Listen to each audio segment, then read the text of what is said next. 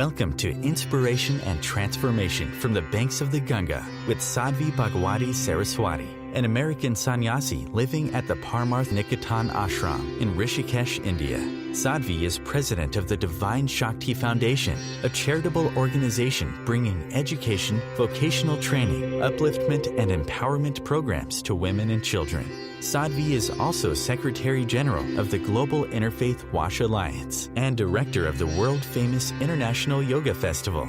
Join the musings of an American sannyasi as Sadhvi shares the wisdom and teachings of her guru, His Holiness Pujya Swami Chidanand Saraswati Ji.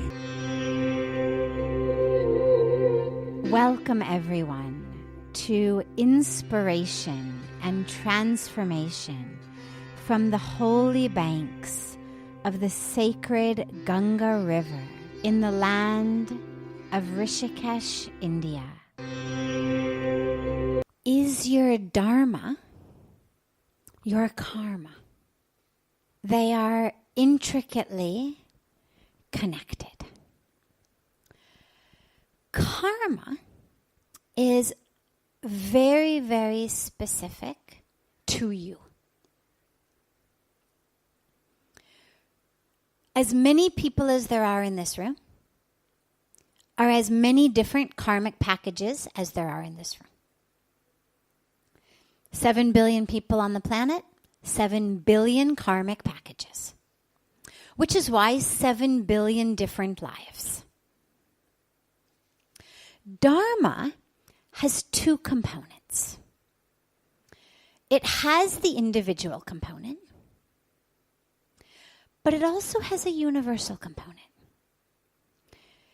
While you and I have different individual dharma, there's the universal dharma that's also very important to remember. And the universal dharma is the stuff that we all are supposed to abide by. Remember, dharma is a very difficult thing to define in English. It's a Sanskrit term that all of the English definitions tend to sort of describe around it. We can do this without actually getting to it. Dharma is that which protects us.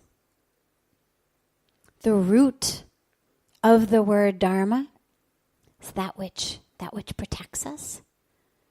Dharma is that which holds us together.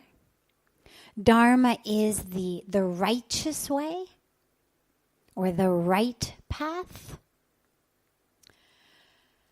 Those are all just different ways of kind of going around it.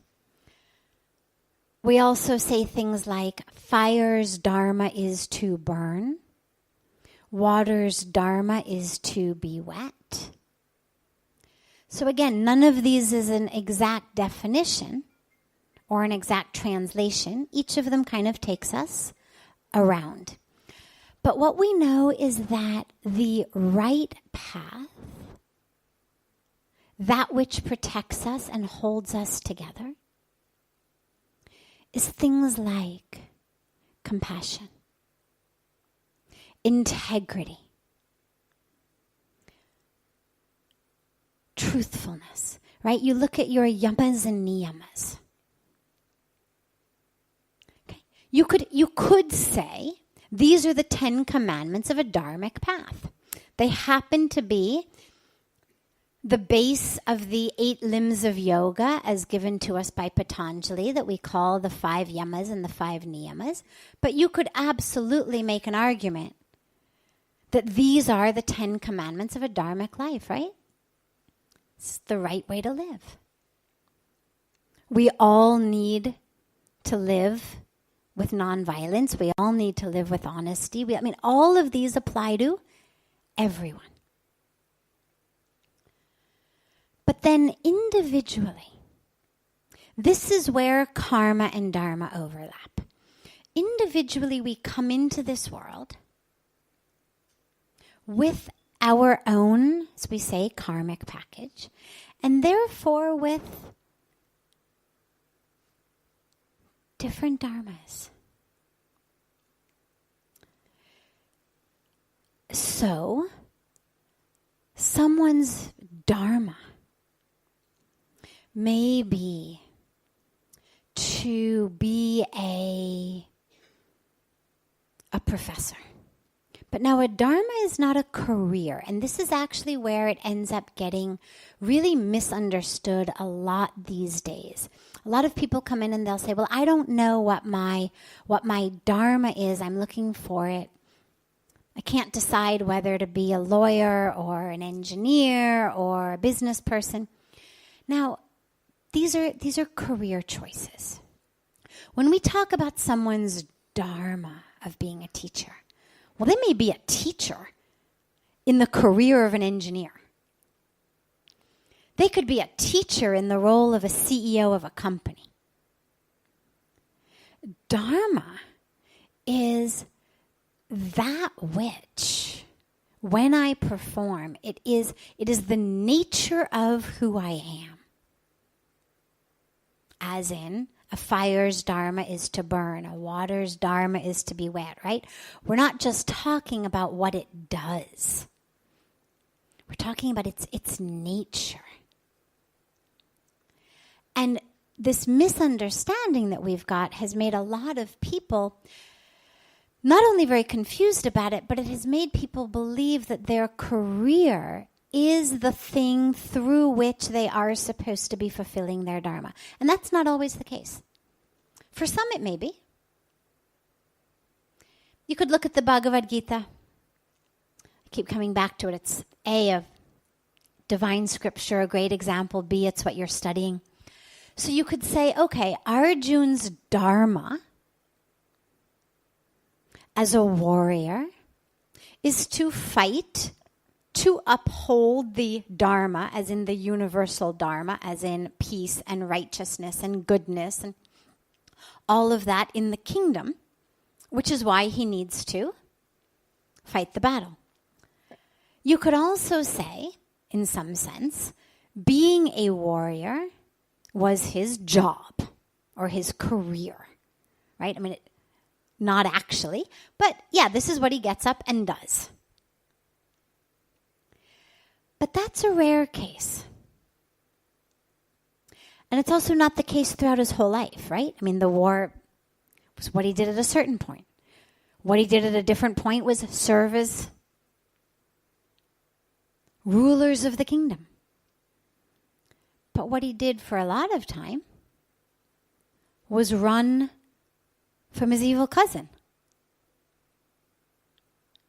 All of that was dharma.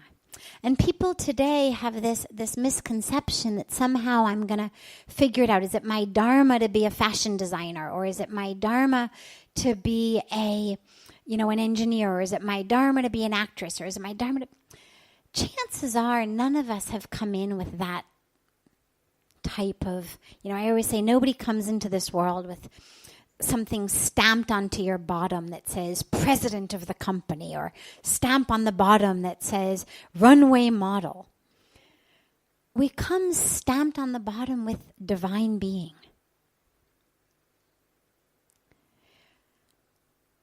What we choose to do is a product of 100 different factors. It's a product of our karma, which has given us the opportunities, right? Some of us are going to have the opportunity to get an advanced education, right? Some of us have the ability to stay in school, even go to college, get a bachelor's degree, you can get a master's, you get a PhD. Well, you can only do that if you don't have to be chopping rocks on the side of the road to put food on the table. Nobody's going to go for an advanced degree while their children starve that there's no food on the table. So what my career can be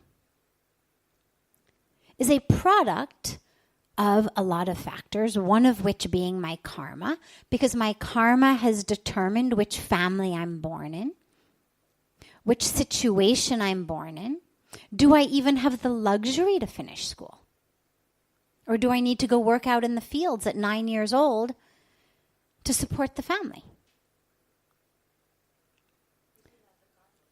This is karma. This is what karma has put me into.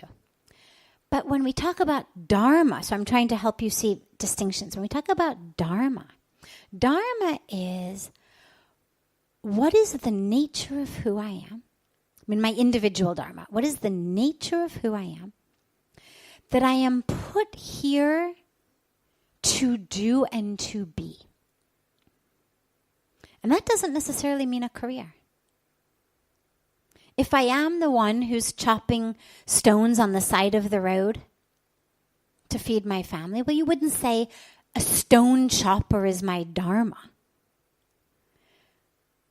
But my dharma may very well be to be the provider of my family. My dharma may very well be to be the first person in my village whose children have the possibility to finish school because I kept chopping stones on the side of the road to send them to school. So you see the distinction. One is what I'm doing. It's a product of my abilities, my skills, my opportunity, the karmic package I've come in with. It's also a product of how much I apply myself. You may get a job because you had the tenacity to show up every day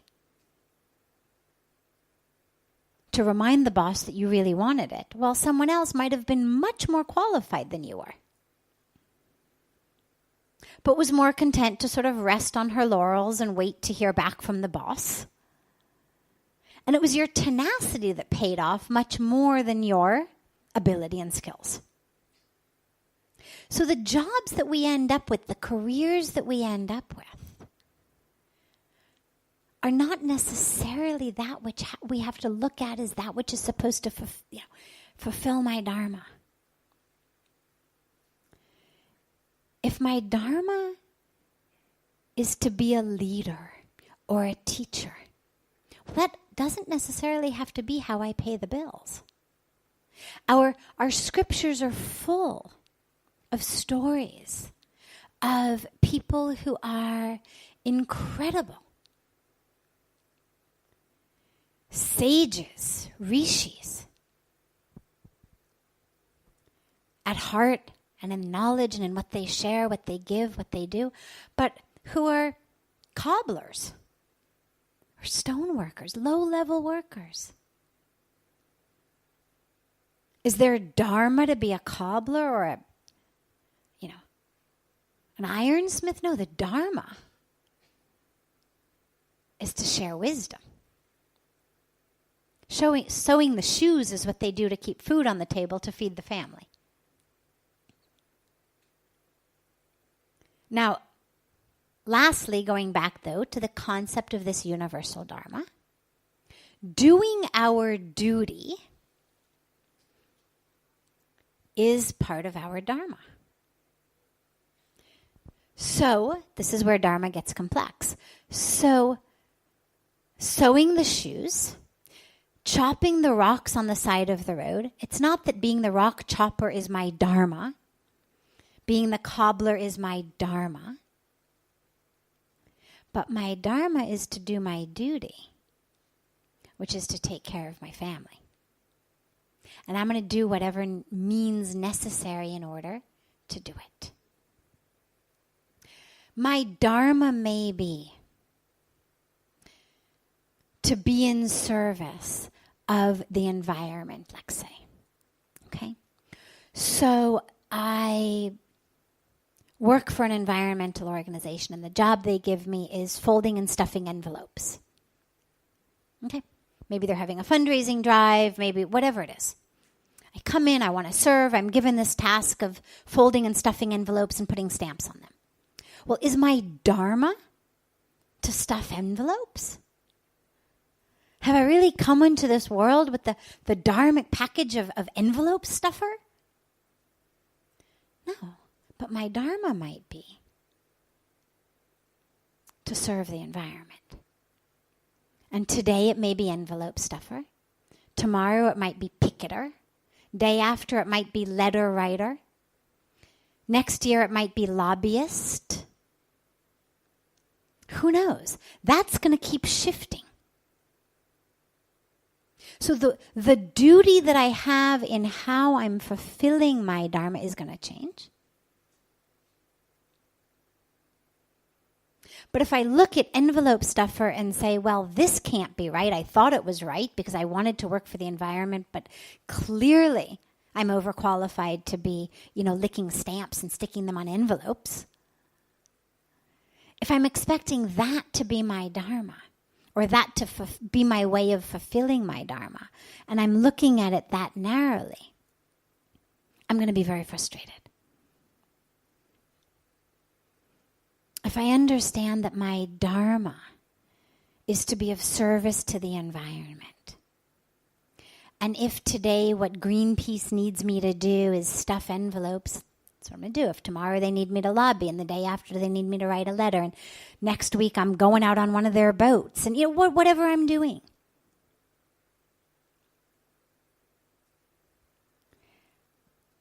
And who knows?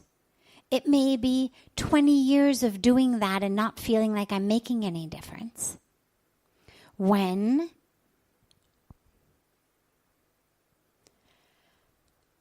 let's say some news channel, I'm making this up as I go along, but let's say some news channel is doing a story on Greenpeace's work, and because I've been working there for 20 years and this is what I happen to be doing these days, they interview me.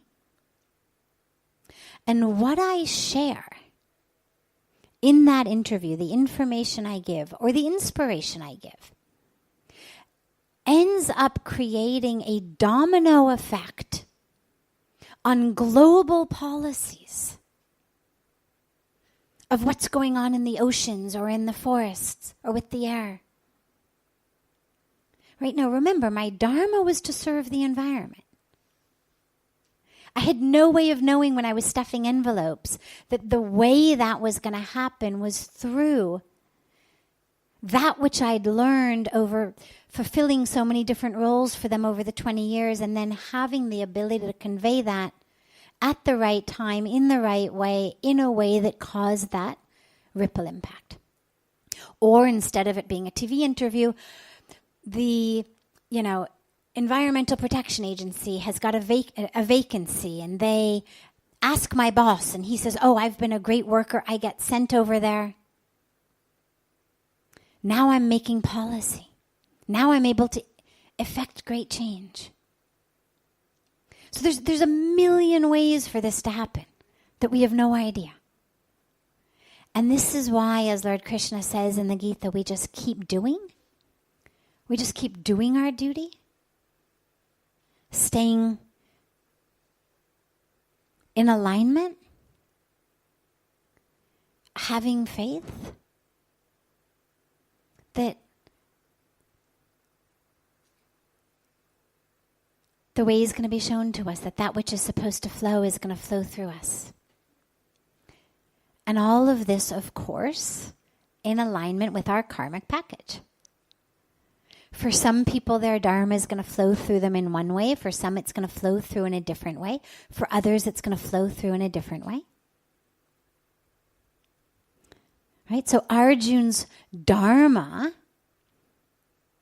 was to be this warrior and restore the dharma. His karmic package included him being born at that time and that war being the one for him to fight. If he were born today, his dharma would be the same. But his karmic package would have been different. And so he would have been fighting that war in a completely different way. Restoring dharma today looks very different than it looked then. We don't use horses so much. We don't use chariots so much. We don't use bows and arrows so much. He'd require a completely different skill set. Dharma is the same. Karmic package and therefore circumstance is different. You're listening to OTR-FM, part of the IOM radio network. Being a radio host on IOM FM allows you to build your show on a rich platform with the power of the internet to fulfill your outreach goals and connect with a very specialized and global online audience, unlimited by time and distance. OMTimes Radio will provide you with web relevance, a recognizable conscious brand, and with the standard of excellence that has accompanied every single Circle of Hearts Radio is a sanctuary on the airwaves. Join me, Grandmother Alaya, in the circle on Sunday 2 p.m. Eastern as I share information to both enlighten and nourish your soul. Hi, this is Christina Ricci with RAIN. Every 2 minutes, another American is sexually assaulted. If you or someone you know has been sexually assaulted, you are not alone. Help is just a call or click away through the National Sexual Assault Hotline. Please call 1-800-656-HOPE, that's HOPE, or visit rain.org, that's RAINN.org. Brought to you by RAIN and this station. Welcome back to Inspiration and Transformation. I'm so glad to have you all back here with me. I accept and I believe that I am the reason for my own misery. But how can I unlink myself with it? Okay. So there's a great quotation, and I don't know who says it, but it's one of my favorite quotations, which is, if you are miserable in a room alone, chances are you're the cause. And I love that quotation, and chances are the person who's asked the question has heard me say that or some variation of it, because we always blame others for our misery. I would be in such peace if it weren't for you. I would be so happy if it weren't for you, and you're the reason. I was so great, then you showed up. If you just would act like this or do that or be like this, then I'd be happy, then I'd be peaceful. But what that quote reminds us is, people may do things. People may say things, sure. It's what people do. But if you're sitting in a room and you're miserable, and those people aren't there, and you've carried what they did or said into that room, you are the cause of your misery. So the question says, okay, I recognize that. I believe you. I know that. But how do I disconnect myself from the misery? This is the problem between what we loosely call conscious mind, unconscious mind. You can go into more depth of it, but there's no need to go into those depths right now. For now, it's enough to just say conscious, unconscious. Conscious mind, thinking mind. If I give you all a math problem to solve, something more difficult than 2 + 2, you're going to have to apply your conscious mind to it. Thinking mind. So when I say to you, you are the cause of your misery, and you walk out and you repeat to yourself, I am the cause of my misery, this is your conscious mind. And it's trying to help you. It's doing its best. It's a good guy. It's telling you every time you're miserable, you're the cause. You're the cause. Sadhviji said, you're the cause of your misery. But now here's the problem. We've got this unconscious mind, and that includes subconscious as well. So that what I'm calling unconscious is everything other than the most conscious thinking mind. So we have subconscious, unconscious mind.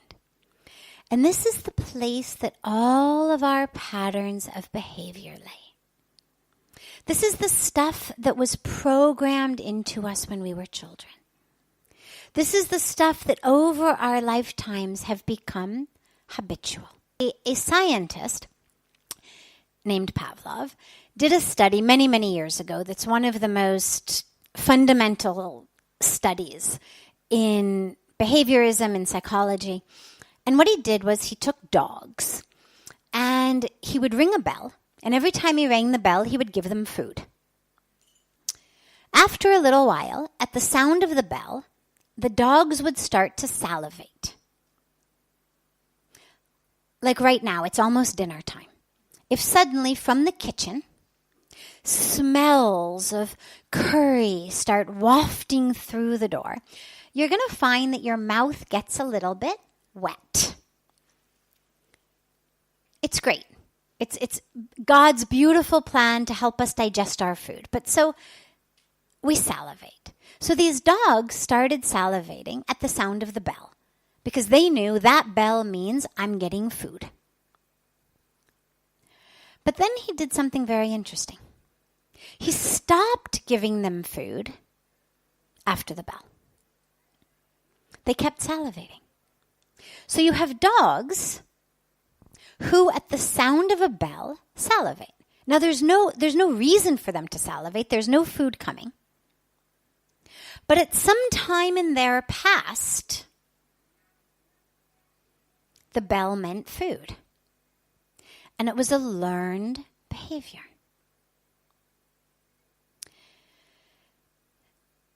Now I bring this in to right now because what happens in our lives, this is what we call subconscious unconscious. Pavlov could have stood there and screamed to the dogs, "No food coming. Kitchen closed."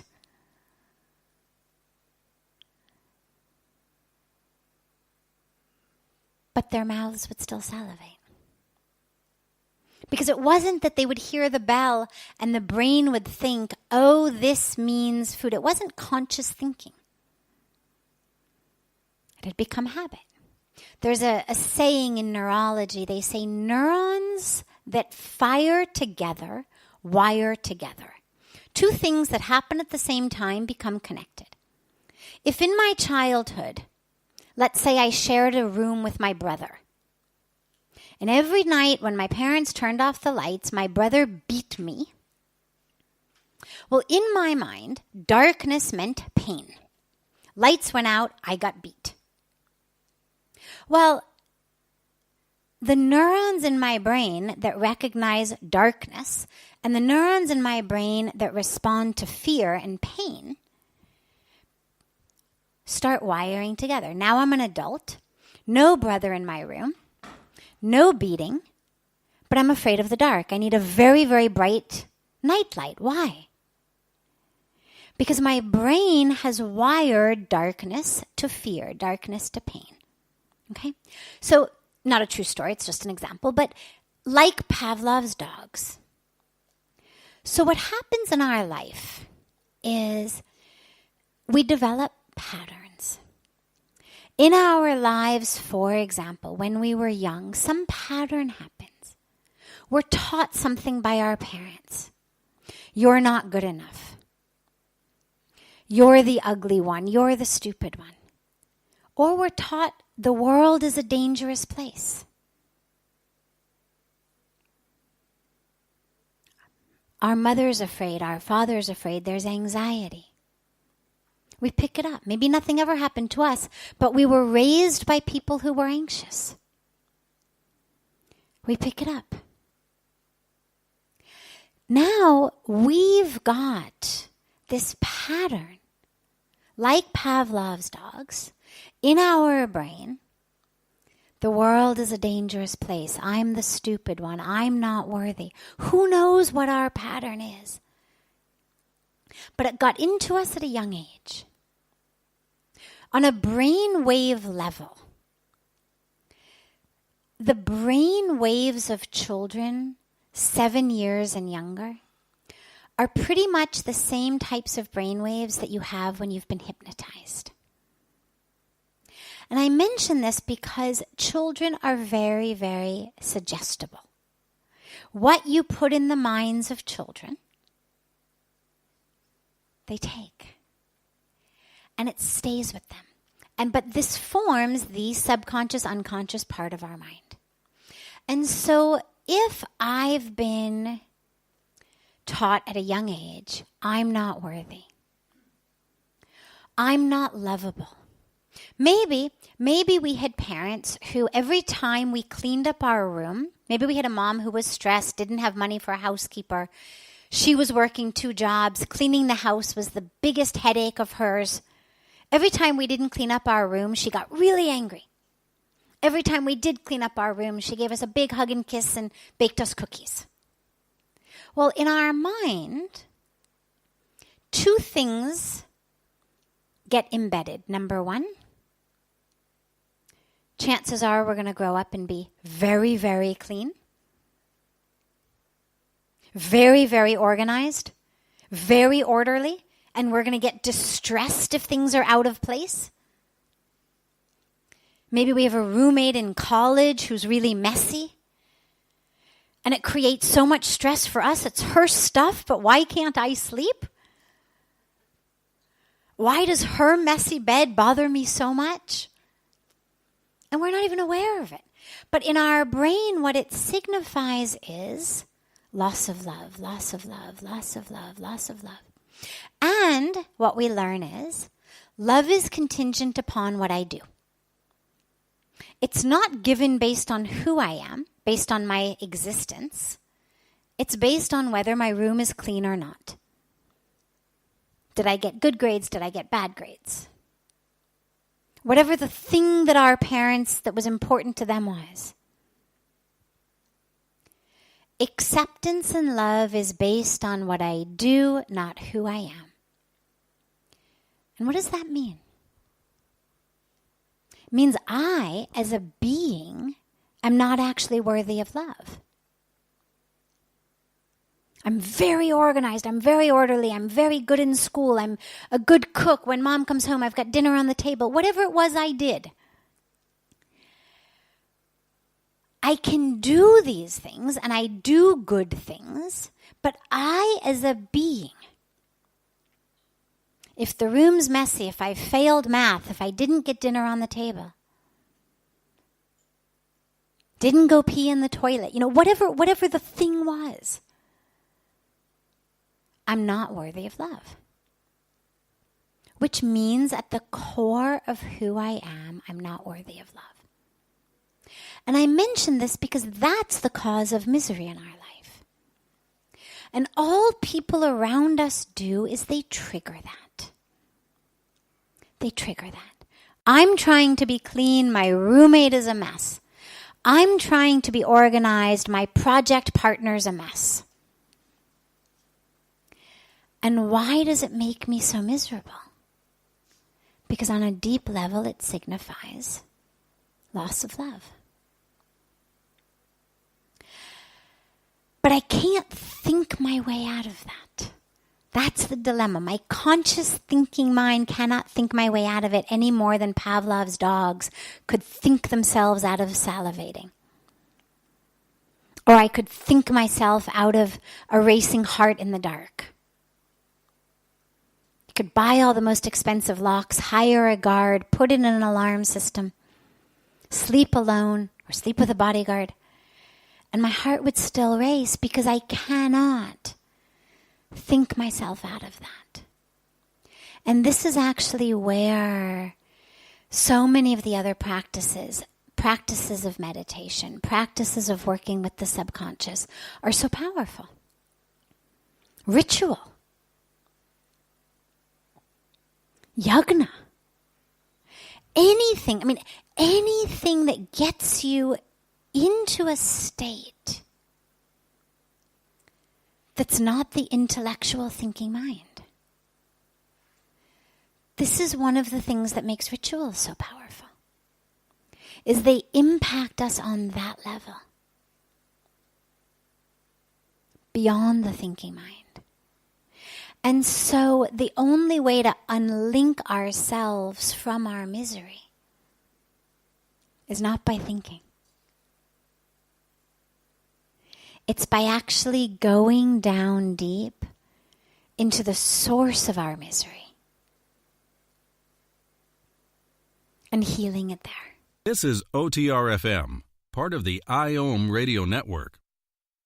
OMTimes Magazine is one of the leading online content providers of positivity, wellness, and personal empowerment. A philanthropic organization, Their net proceeds are funneled to support worldwide charity initiatives via Humanity Healing International. Through their commitment to creating community and providing conscious content, they aspire to uplift humanity on a global scale. OMTimes, co-creating a more conscious lifestyle.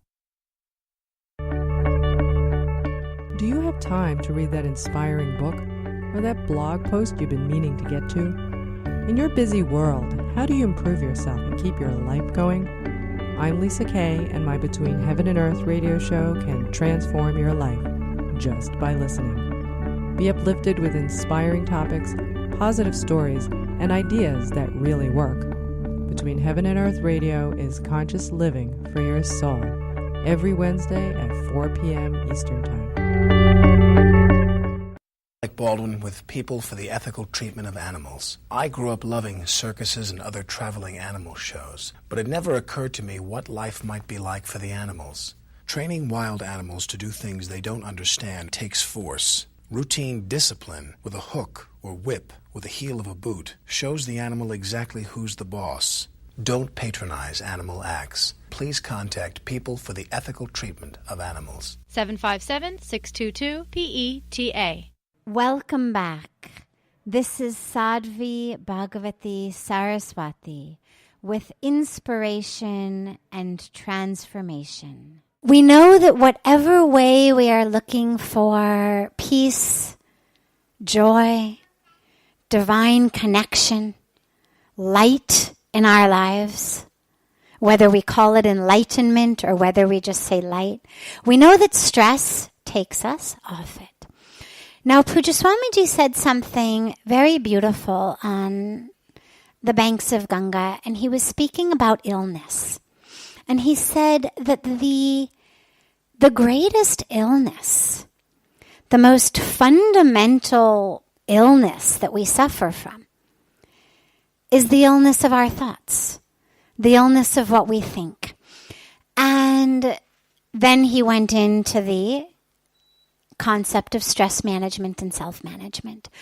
Now, most of us, if we go around the room and I say, okay, tell me what stresses you out, most of you would give me an answer about something that a family member does, your spouse, your children, maybe something that your boss does, or something that an employee does, or something that your colleague does. I'm really fine except when my colleague steals my work, or I'm really fine except when my boss belittles me in public, or asks me to do something that's over my head, or I'm fine until my employees can't remember what they're supposed to do, or I'm fine until my husband doesn't appreciate me, or my wife belittles me or insults me, or I'm fine until my children don't do their homework, or don't clean up their room, or don't eat their dinner. Whatever our thing is, most of us would say that that which causes us stress is something outside. Or I'm fine until I get stuck in traffic on the way home. I've worked all day long. I've got this plan that when I get home, I'm going to do yoga. I'm going to meditate. Maybe I'm going to take a jacuzzi. Maybe I'm going to cook up some good, healthy vegetarian food. But now, instead of getting home in 10 minutes, it's going to be 3 hours till I get home. So whatever our stress is, it's something outside of us. And what ends up happening is today it's one thing, tomorrow it's something else, the day after it's something else. But what we've done, and we speak about this frequently on an emotional and spiritual level, but today I want to take it onto a physical health level as well, is we've hooked our happiness, our peace, into something over which we have no control, something that someone else does.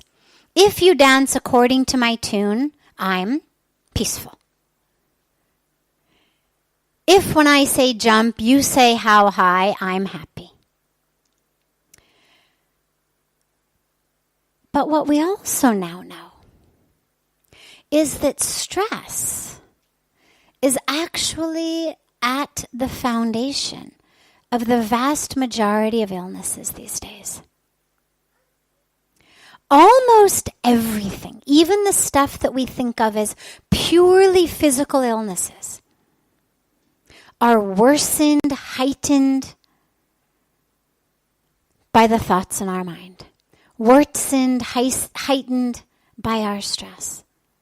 And so much of it is actually created in stress.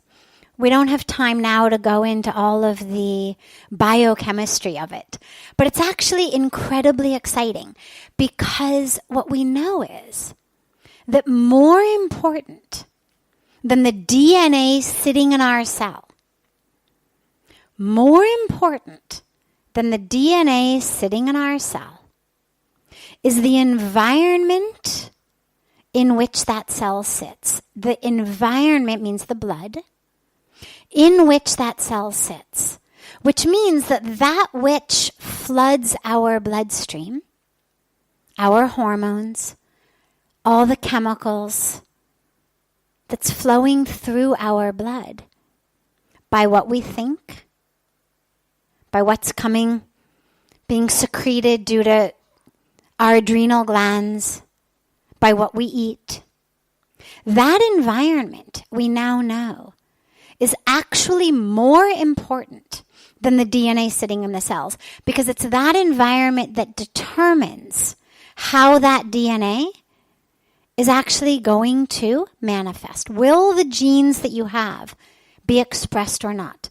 Will you actually get the cold or flu that someone has just sneezed or coughed into a room? Sitting in a room, 20 people are in the room, one person has the flu, they cough, they sneeze. Out of that 20, some are going to walk away scot-free as though the person had never sneezed. Others might get a little bit of something, scratchy throat. But a couple of people are actually going to come down with full-blown flus. And what we know is that determinant, our immune system, is interacting with our emotions. Again, I don't have time to go into all the science of it, but it's incredibly exciting. We now know that what we thought were just emotional neurotransmitters in our brain are actually talking to, interacting with, impacting the cells of our immune system.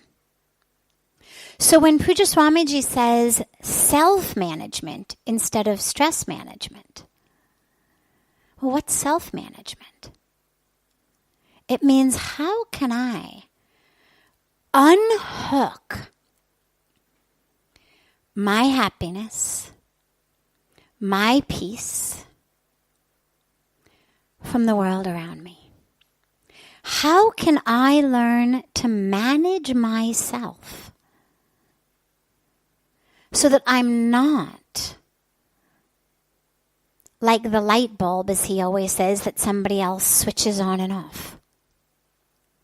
You do what I say, I'm on. You don't do what I say, I'm off. How can I do that? And the way to do that is what we refer to as a spiritual practice. But it doesn't matter what your religion is. It doesn't matter what spiritual path you're on, but a path that takes our antenna. These days everything's digital, but if you think about what TVs used to look like, with antenna that sat on top of the TV, picking up signal. And you imagine that our antenna are focused outside. And if we take those antenna and we focus them inside, so that within myself, my experience of okayness, my experience of enoughness, Because that's actually what causes the stress.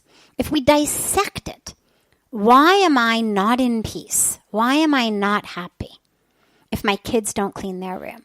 Why am I not in peace or not happy when my employers or employees don't do what I want?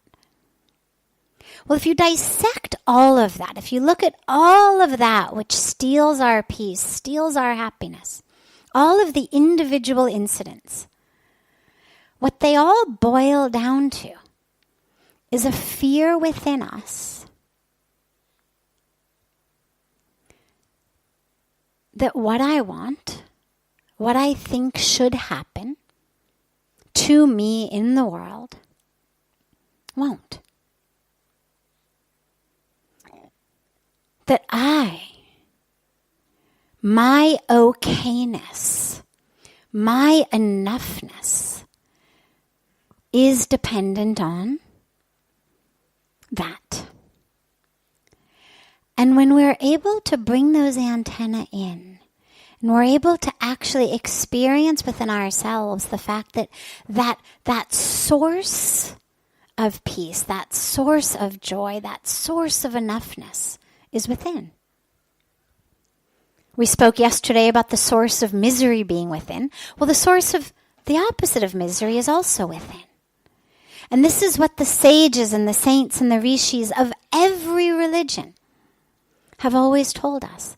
If you look at any religion, their mystics, their sages, their prophets, nobody came down and gave teachings that said, in order for your life to be successful, make sure you get together a bunch of employees who will always follow your instructions.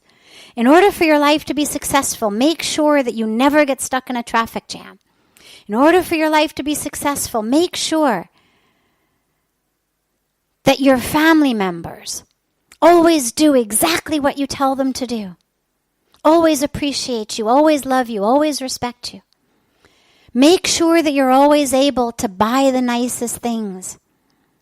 Nobody says that. The teachings are all the same. It's all about connection to the divine.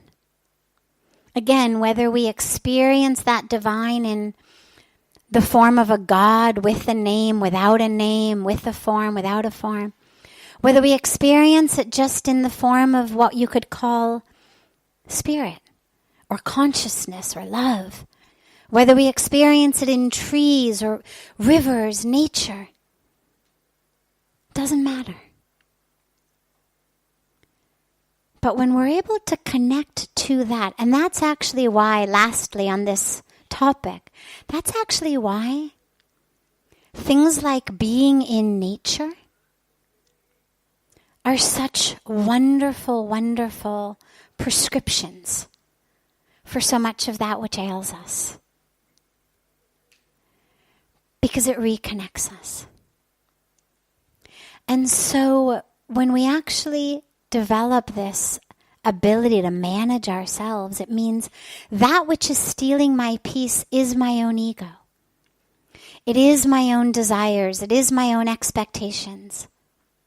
It is my own filter through which I'm seeing the world. Doesn't mean I'm bad. Doesn't mean I'm wrong. Doesn't mean if I'm sick, I've done something wrong. It just means that what I need to look at for answers is me. That rather than figuring out how to change the world, my path becomes about how can I change the glasses through which I'm seeing the world? How can I change the filter through which I'm moving through the world? I'll end this with my favorite story on the topic, which is the story of this beautiful man, wise man, and he's sitting under a tree in the shade at a crossroads. And a young boy is sitting beside him. And as they're sitting there, a man walks from one direction and comes to the old man and says, "That village up ahead, what are the people like in that village up ahead?" And the old man says, "Well, where are you coming from?" And he says, "Oh, I'm coming from such and such a village." And the old man says, "Well, what were the people like there? And the man says, oh, they were horrible. They were liars. They were cheaters. They were deceitful. They were selfish. And the old man said, I'm so sorry. But that's exactly what the people are like in the village up ahead. And the man thought, oh, God. But of course, where's he going to go? There's only one road, only one village. So depressed, he continues walking. Short while later, another man walks up and says, Baba, what are the people like in the village up ahead? What's the village like? And again, the old man says, well, where are you coming from? What are the people like there? And he says, oh, I'm coming from such and such a village, and the people were just great. They were so loving, so sharing, so kind, so compassionate. And the old man says, well, I have great news for you. The people in the village up ahead are exactly the same. And so the man was very happy, and he went along his way. And the young boy says to the old man, he says, but Babaji, how is it possible? There's only one village up ahead. How is it possible that the people of that village are both selfish and lying and cheating and horrible, as you told the first person, and kind and compassionate and loving, as you told the second person? And the old man said, because it's all in how we see them.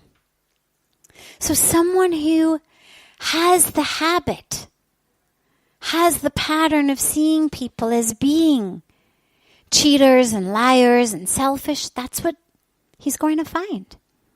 And someone who has the habit of seeing people as kind and generous and compassionate, that's what he's going to find. And so that's the self-management. How can my eye be attuned in such a way so that I see in the world that which I want? How can I see it? And actually, the very last point I want to mention on this is recent studies that have been done on the power of our thoughts to actually create change in the world outside. We know that our thoughts can change us. We know that if I'm angry, if I'm thinking the right thoughts, I can get myself out of anger. We know that if I'm in the midst of a stressful situation with my own power of thought, I can bring myself out of it. But what we now know is that the power of thought and the power of intention is so strong. And I'm talking about studies being done in America's top universities. Not like New Age yoga institutes, but actually research-based top medical, scientific institutions, universities, that have now found that our thoughts, even when at a distance from the target, have the power to change that. Whether it's rates at which plants grow, whether it's rates at which seeds germinate, whether it's rates at which immune system cells divide in a petri dish that someone else is holding. There have been an incredible number of studies on this. On the power of our thought and the power of our intention. So when we learn to harness that, when our focus becomes, as Pujya Swamiji said, self-management, then automatically the stress dissipates. And then what we'll find is a lot of the illnesses themselves dissipate or don't come. It's a beautiful inoculation. But even when they do come, doesn't mean you're not going to get bit by a mosquito that has malaria. Doesn't mean you're never going to fall down and break a leg or scratch your arm and bleed. Spirituality is not an inoculation against things like that. But what it means is that the suffering that accompanies those accidents, the suffering that accompanies those ailments, isn't there. And when the suffering isn't there, what we find is that, yeah, the body's the body. It's going to do what the body does. It's going to respond the way the body does. But when we are not mentally suffering with it, A, we heal a lot faster. And B, we don't experience it with suffering. So we're able to still be in peace, in joy, connected, even when the body may be having a challenge. The body may be in recovery. The body may need some extra help. But it becomes just the body, not our entire peace and joy along with it. This brings to a close this hour of inspiration and transformation. Thank you so much for joining me. I'm so glad to be together with you all each week. And I look forward to being together again next Thursday, same time, on OMTimes Radio.